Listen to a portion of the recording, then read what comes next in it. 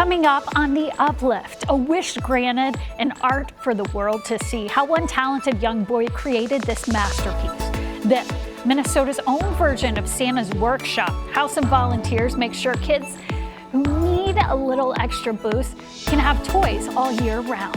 And later, a young girl heading straight to Capitol Hill will tell you what inspired her fight for change. Welcome, friends, to the Uplift. In this digital series, we're going to be sharing some of our favorite stories we hope will put a smile on your face. It's our goal to lift your spirits for at least the next 30 minutes, but hopefully for a lot longer than that. I'm Susan Elizabeth Littlefield. Thank you so much for being with us. The Vikings are stepping up to make sure that kids are taking care of their dental hygiene. The team partnered with Park Dental to raise awareness in US Bank Stadium. Kids came out to meet their favorite players and to learn why protecting your teeth is so important. There were also some free exams given for some of the kids and a message from the players that good teeth matter. I remember my experiences about going to the dentist as a kid, so I think it's amazing that we're able to do this at the stadium, and hopefully put a smile on, I believe they said 260 kids' faces, get them the work that they need. One of Minnesota's most famous institutions is making some changes to help even more people. Hazelton Betty Ford is renowned for treating people who struggle with addiction. Recent numbers from the CDC show that people of color are less likely to receive treatment. And that is why Hazelton is now partnering with American Indian groups and groups who serve Black populations with recovery support.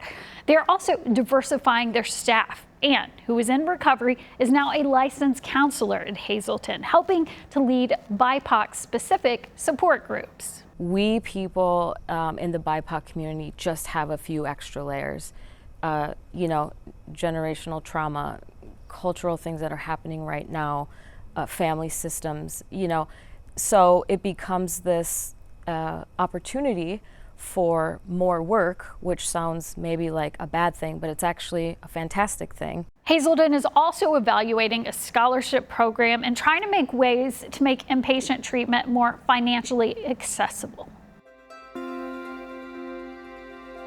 Make-A-Wish is behind creating countless memories and putting a smile on kids' faces. Not only magical trips, but an outlet to create art.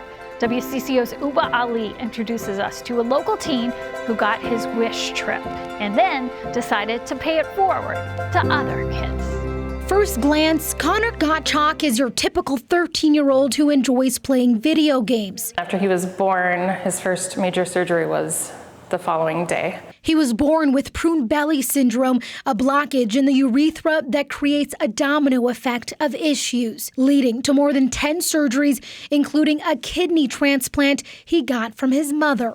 Basically a superhero to me now. Many would argue he's the superhero, and Make-A-Wish was there to provide memories he may have missed with his family. Last year, his wish was granted at Disney alongside his family, fitting for a kid who finished the Harry Potter series at age 9. I remember so many things that we did, and I just remember having a blast. The magic didn't stop there. He was asked to be part of Wish Art, a collaboration between Make-A-Wish and local artists like Trish Gardner. I get more out of it, I think, than they do. They dream up and create these amazing and beautiful pieces that get auctioned off at our annual gala to help support more wishes. Connor and Trish created this 7-foot by 8-foot art piece called Differences, a special take on life. Art can explain the diversity and also just the history of things. This unique piece sold, but he was gifted a smaller version and got to see a mock-up of that piece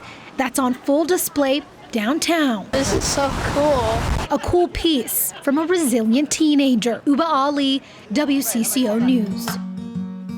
We're still a couple months away from holiday shopping, but a group of volunteers in Clear Lake never stops making gifts for kids.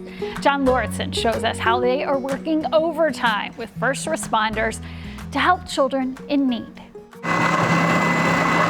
It is kind of Santa's workshop, yeah. In the middle of a pole shed, you'll find volunteers like Susie Moss. A retired teacher. She's still using her free time to help kids, but in a much different way. To be able to continue to be a part of that has been a pleasure. You could say Susie is part of an automotive assembly line, but at a much smaller scale. It's the brainchild of Gary Garber. I said, I've got a pole building, it's got a wood shop in it, we can start this in Minnesota. Gary got the idea for Midwest Wooden Toys after coming across a similar concept while living in Las Vegas. The premise is to supply law enforcement officers with cars and trucks that they in turn give to families and kids in distress. Kids are upset, they go to the car, they take out a couple of the toys, give them to the kids, and it makes a world of difference. When the volunteers really get going, they can make about 200 wooden toys a week, and these pickup trucks tend to be the most popular.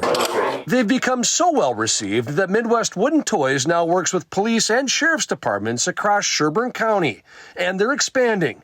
The State Patrol just placed their biggest order yet, requesting about 3,000 toys. More toys than we will make in our best season so far.